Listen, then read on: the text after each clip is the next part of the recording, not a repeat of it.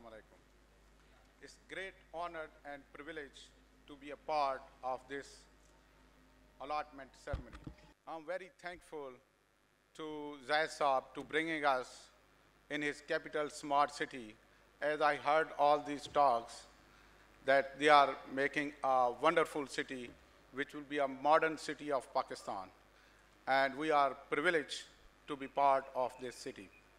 So now I'm going to talk about the hospitals. I know you are all fluent in English, but I will speak in combination Urdu and English, so everybody should take the message, what we are going to build, and this message should spread. So we are going to build a specialist brain and spine hospital. I think I had a chat with a lot of people. There are a lot of already general hospital हैं इस मुल्क में काफ़ी सारे जो अपनी अपनी services दे रहे हैं, लेकिन वो सर्विसेज इन डेप्थ नहीं हैं जो है ना, और इसलिए जब किसी बंदे को कोई ज़्यादा कॉम्प्लेक्स प्रॉब्लम हो तो उसको बाहर ट्रैवल करना पड़ता है।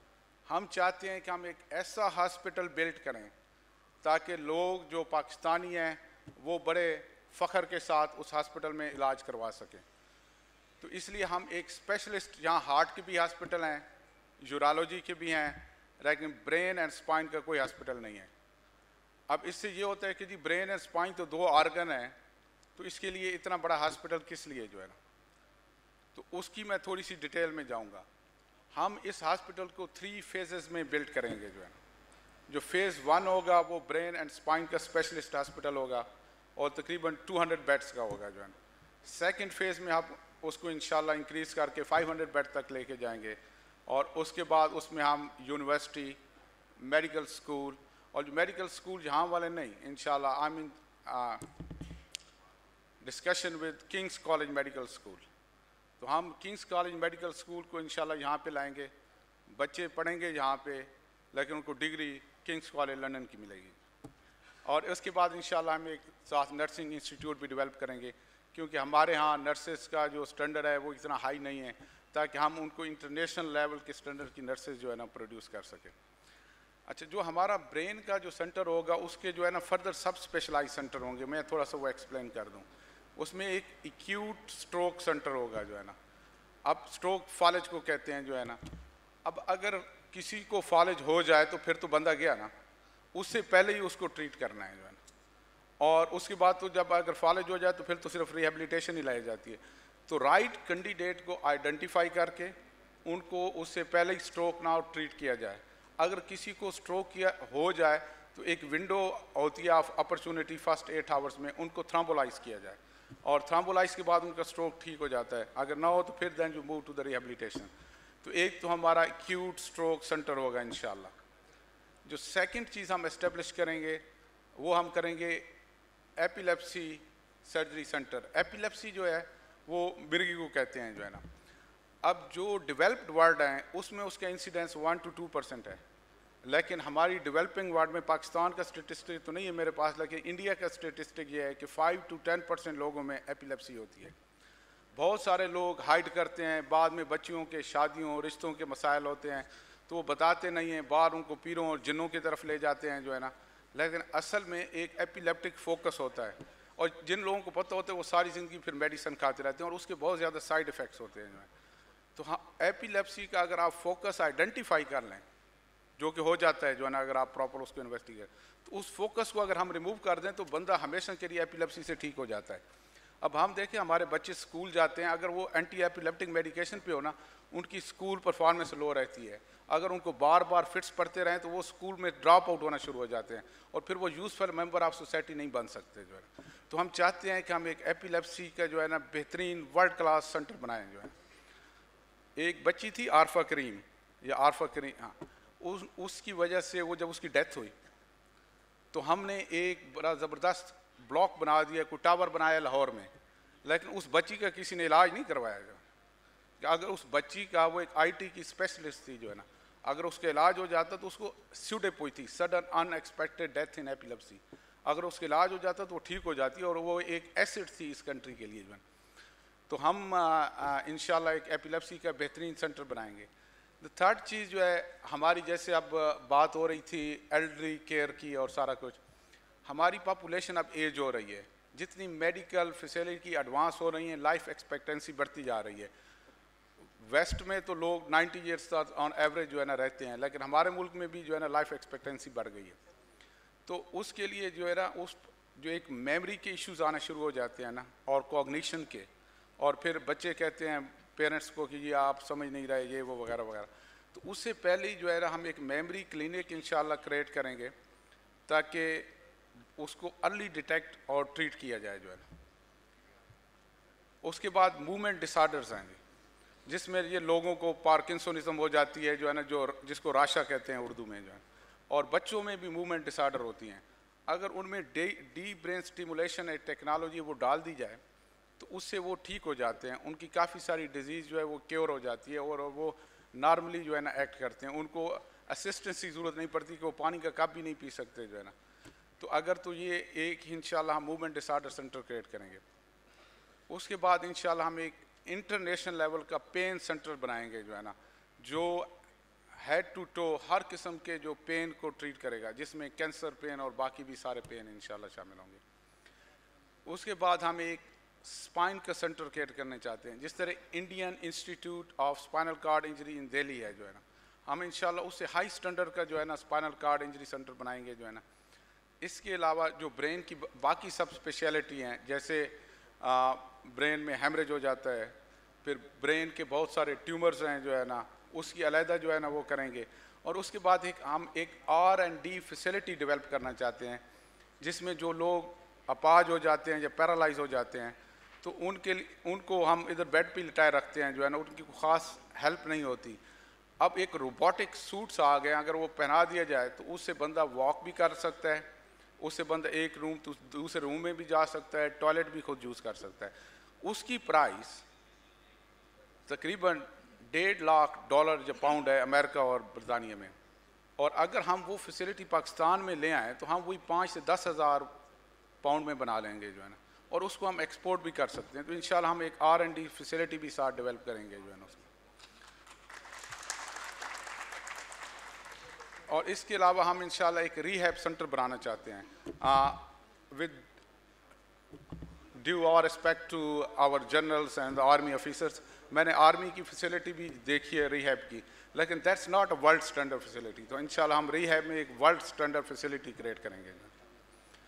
और उसके बाद जो है हम ब्रेन एंड स्पाइन के जो कैंसर्स हैं उससे रिलेटेड जो टेक्नोलॉजी है, लेटेस्ट टेक्नोलॉजी, शौकत खान बड़ा अच्छा हॉस्पिटल है, बड़ा अच्छा सर्व कर रहा है, लेकिन उसमें लेटेस्ट टेक्नोलॉजीज़ नहीं है जो है ना। तो हम वो लेटेस्ट गैजेटरीज लेके आएंगे।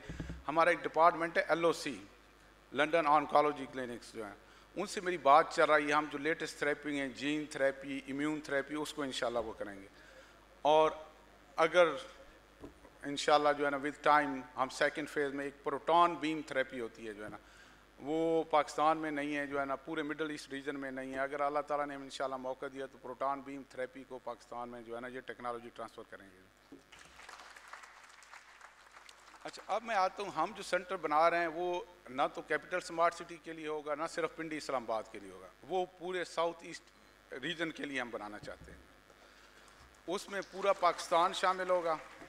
और इसके अलावा अगर हम जाए ना मेडिकल टूरिज़म, मैं आजकल एक टीम के साथ जब से ये हॉस्पिटल का प्रोजेक्ट शुरू किया है तो एक हमारी किंग्स कॉलेज की सीनियर मैनेजमेंट टीम है, मैं उनके साथ काम कर रहा हूँ, और उनके जो मेंबर हैं वो काम कर रहे हैं मिडल ईस्ट के साथ, जो सऊदी की हेल्थ डिपार्टमेंट है उसके साथ मिडल ईस्ट उनको हेल्थ एडवाइस देते हैं, बजटरी एडवाइस देते हैं। तो वो मुझे बता रहे थे कि इंडिया की जो मेडिकल टूरिज़म है पर एनम वो 35 to 50 बिलियन $, है, और उसमें कुछ पाकिस्तान के लोग भी वहाँ जाते हैं जो है ना। तो वो मुझे कहते हैं कि उनके जो मैक्सिमम जो मिडल ईस्ट से जो अपर क्लास है या अपर मिडिल क्लास है वो तो वेस्ट में जाती है, लेकिन कहते हैं जो लोअर मिडिल क्लास है वो सारी इंडिया जा रही है। इसके अलावा सेंट्रल एशियन स्टेट्स जो हैं उनकी जो हेल्थ है वो इतनी डेवलप नहीं है, तो उनसे भी काफ़ी सारी 80% जो लोग हैं वो इंडिया से इलाज करवाते हैं। इसी तरह अफ़गानिस्तान है, तो वो मुझे कहते हैं कि जी आप लोग, हम वहाँ तो इंडियन डॉक्टर ट्रीट करते हैं, लेकिन हम जो सिस्टम ला रहे हैं वो भी मैं अभी थोड़ा सा एक्सप्लेन करता हूँ। हम यहाँ पे जो है ना हार्ले स्ट्रीट के जो है ना जो डॉक्टर्स हैं, सिर्फ पाकिस्तानी नहीं, जो ब्रिटिश हैं वो भी यहाँ पे सारे आएंगे रोटेशन पे। तो कहते हैं आप जो है ना सारे गोरे डॉक्टर लेके यहाँ पे जा रहे हैं, तो we can give you a fair share of that international tourism जो हो रही है।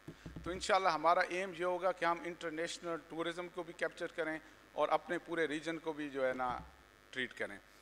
अच्छा, जो हॉस्पिटल हम बनाने जा रहे हैं उसके साथ एक जो है होटल अपार्टमेंट का कम्प्लेक्स भी इंशाल्लाह हम रखेंगे और उनको एक ब्रिज के साथ कनेक्ट किया जाएगा। उससे वजह यह कि तो पाकिस्तानी लोगों के साथ काफ़ी पेशेंट आते हैं, अटेंडेंट आते हैं पेशेंट के साथ, प्लस अगर हम इंटरनेशनल टूरिज़म लाते हैं तो उसके लिए बड़ा ज़रूरी है। थर्ड, आजकल मॉडर्न कंसेप्ट ये है कि एक पेशेंट है वो डिस्चार्ज के काबिल हो गया है, उसको हॉस्पिटल में रहने की ज़रूरत नहीं है, लेकिन वो इस लेवल तक रिकूपरेट नहीं हुआ कि वो घर चला जाए, तो उसको एक दरमियान वाले पीरियड में हम उसको 5 क्लास फैसिलिटी में होटल में शिफ्ट कर दें, दरमियान में ब्रिज से कनेक्टेड हो, नर्स और डॉक्टर्स हर वक्त अवेलेबल हों, जब भी उनको ज़रूरत पड़े तो वो वहाँ पे जो है ना आ सकें। और जो हॉस्पिटल हैं वो हम इंशाल्लाह JCI कंप्लाइंट बनाएंगे। इस वक्त सिर्फ पाकिस्तान में 2 ही हॉस्पिटल हैं जो JCI कंप्लाइंट हैं। आगा खान पहला हॉस्पिटल था जो JCI कंप्लाइंट बना और काफ़ी देर बाद जाके बना जो है। दूसरा हॉस्पिटल यहाँ पे आप लोगों के रीजन में शिफा है, वो भी 2-3 साल पहले JCI, हालांकि वो 80s में एस्टेब्लिश हुआ, अब आके JCI कंप्लाइंट। तो हम इंशाल्लाह फ्रॉम द वेरी बिगनिंग जो हमारी बिल्डिंग होगी वो इंटरनेशनल आर्किटेक्ट डिज़ाइन की होगी और JCI कंप्लाइंट होगी और हम पहले दिन से इसी चीज़ पे काम करेंगे और उसको इंशाल्लाह एक हाई स्टैंडर्ड के साथ जो है ना वो करेंगे। अच्छा, एक चीज़ होती है, हमारा पाकिस्तान बाहर मुल्क से कोई भी यहाँ पे अच्छा डॉक्टर आ जाए, वो 6 महीने बाद बिल्कुल इस ऐसे ही हो जाता है जैसे हम सारे हैं, वो भी उसी टीम का, लोकल टीम का हिस्सा बन जाता है। हम एक कल्चर लाना चाहते हैं, क्योंकि हम जब पाकिस्तानी हैं यहाँ, तो हम जब मैं जाता हूँ एयरपोर्ट पे मुझे 10 बंदे कहते हैं जी मैं किसी को प्रोटोकॉल के लिए कह दूँ। जब मैं वहाँ उतरता हूँ लंदन में कोई प्रोटोकॉल नहीं होता, हर बंदा अपनी ट्राली लेके खुद बाहर जा रहा होता है। तो हम चाहते हैं कि जी हम वो कल्चर डेवलप करें यहाँ पे, ताकि जो डॉक्टर्स हों, जो नर्सेज हों, जिनको हम ट्रेन कर सकें, वो उस इंटरनेशनल कल्चर का हिस्सा बने और उसमें क्लिनिकल गवर्नेंस, ओपननेस। अब हमारे यहाँ अगर किसी डॉक्टर साहब से कॉम्प्लिकेशन हो जाए वो बिल्कुल पेशेंट को नहीं बताते, वो कहते हैं अल्लाह की मर्जी हो गया, बस ऐसे ही था जो है। लेकिन वहाँ पे हमारे बड़ी ओपननेस है, हम हर वीकली मीटिंग्स होती हैं और हर चीज़ डिस्कस होती है और डॉक्टर बड़ी ओपनली आके बताता है, yes sorry this complication happen, if I have done differently like this that it might be a different result. लेकिन यहाँ पे ऐसा नहीं होता जो है। तो हम वो सारा कल्चर यहाँ पे लाना चाहते हैं। जैसे हमारे यहाँ अच्छा ऑपरेशन हो जाता है, बाद में इन्फेक्शन नहीं कंट्रोल होता, तो हम इंशाल्लाह पूरी वो जो क्लिनिकल गवर्नेंस का स्ट्रक्चर है वो सारा जो है ना उस हॉस्पिटल में लाएंगे और उसको इंशाल्लाह एक रोल मॉडल हॉस्पिटल बनाएंगे ताकि बाकी हॉस्पिटल वहाँ से सीख सकें जो है ना। तो ये एक जनरल ओवरव्यू जो है ना हमारा है उस हॉस्पिटल का, तो हम उसको इस तरीके से डिज़ाइन करना चाहते हैं जो है ना। इसके बाद जो है ना हमें वहाँ पे एक MDT का कल्चर डेवलप करेंगे। यहाँ पे होता है कि डॉक्टर सारे इंडिविजुअल प्रैक्टिस करते हैं, पेशेंट जाते हैं, एक डॉक्टर को दिखाया, फिर दूसरे को, फिर तीसरे को, फिर वो कंफ्यूज होकर बैठ जाते हैं कि किसने बात सही कही है। बाहर हम इस तरह करते हैं कि एक पेशेंट आया, उसने आपको दिखाया किसी डॉक्टर A को, तो दूसरे दिन हमारी सबकी एक MDT होती है, तो हर केस उस मल्टी डिसिप्लिन मीटिंग में डिस्कस होते हैं और कम से कम 10 डॉक्टर अपना ओपिनियन देते हैं और एक कंसेंसस बनती है। तो हम पेशेंट को ये फैसिलिटी ऑफ़र करेंगे, चाहे आप ऑपरेशन लाहौर से करवा लें, कराची से करवा लें, क्वेटा से करवा लें, लेकिन हम हर एक को MDT ऑफ़र करेंगे जो है ना फ्री ऑफ चार्ज कि जी आप हमें स्कैन भेजें, हमारा बोर्ड आपको बताएगा कि आपके लिए बेस्ट पॉसिबल ट्रीटमेंट क्या हो सकती है। तो इंशाल्लाह ये हमारा इरादा है कि हम ये सारी सर्विसेज जो है ना यहाँ पे लाएँ। और इसमें मैं ब्रिगेडियर चीमा साहब का बड़ा वो हूँ कि वो स्पेशली बल्कि जैद साहब से मेरी बात हुई, हम एक कॉमन फ्रेंड के जो है ना घर में इकट्ठे हुए, तो इन्होंने मुझे इनकरेज किया कि आप आएँ, ये हॉस्पिटल हमारे पास बनाएं। तो उन्होंने नेक्स्ट वीक ही मुझे बुलाया और उसको जो है ना ब्रिगेडियर साहब से बात हुई, उनको कहा कि जी इसको फाइनल कर दें। ब्रिगेडियर साहब ने हमें चेस किया लंदन तक जी, और उन्होंने वहाँ पे हमारे साथ एग्रीमेंट साइन किया। और उस एग्रीमेंट के बाद, क्योंकि वो मीडिया पे थोड़ा सा उसके क्लिप्स चले जो है ना, मेरे ख्याल में आपकी मेहरबानी की वजह से, तो उसके बाद मुझे इतने फ़ोन आए जैद साहब, तो हर बंदे ने मुझे कहा कि आपने बड़ी राइट ऑर्गेनाइजेशन में जा रहे हैं और इनकी बड़ी क्रेडिबिलिटी है जो है ना। मैं इसलिए बता रहा हूँ ताकि सबको पता चले, और ये जो भी काम करते हैं टाइम से पहले एक्सिक्यूट करते हैं। तो इंशाल्लाह आई होप कि हमारा हॉस्पिटल भी इसी स्पीड के साथ और इसी उसके साथ बनेगा। एक चीज़ मैं और यहाँ पे बताना चाहूँगा कि ये मुझे हॉस्पिटल का आइडिया कैसे आया। हमारे एक बहुत ही क्लोज़ फ्रेंड थे जो है ना, अल्लाह ताला उनको जन्नत में जगह देना, ज़हीरुद्दीन साहब, वो मेरे पास लंदन आए। उनको इस्लामाबाद सारा जानता है, बड़े जो है ना नेक बंदे थे। तो वो मेरे पास वहाँ पे आए और उन्होंने मुझे कहा कि हम यहाँ लंदन आते हैं स्पेशल इलाज करवाने, ऐसी फैसिलिटी हम पाकिस्तान में क्यों नहीं डेवलप कर सकते। उन्होंने मुझे कहा कि आप आइडियाज़ लाएं, आप विजन लाएं, हम उसको सपोर्ट करेंगे, फाइनेंस करेंगे। अनफॉर्चुनेटली उनकी जो है ना साल पहले वो इस दुनिया से चले गए, उनकी डेथ हो गई। जब बंदा जाता है तो उसका आइडिया भी उसके साथ ही चला जाता है, लेकिन यहाँ मैं कहूँगा ऐसा नहीं हुआ। उनके दोनों बेटे इसको परसू कर रहे हैं, शहजाद एंड शहबाज, ये दोनों यहाँ बैठे हैं। और मेरी जब भी इनसे बात होती है या मीटिंग होती है, मुझसे पूछते हैं कि डॉक्टर साहब हमारे बाप ने कहा था, उसके लिए हम कुछ कर रहे हैं या नहीं कर रहे हैं। तो इसलिए आज इनको मैंने बताया कि हम जा रहे हैं इंशाल्लाह जैद साहब के पास, तो आप लोग साथ हैं, वो हमारे साथ आए हुए हैं। So thank you very much. I will stop here.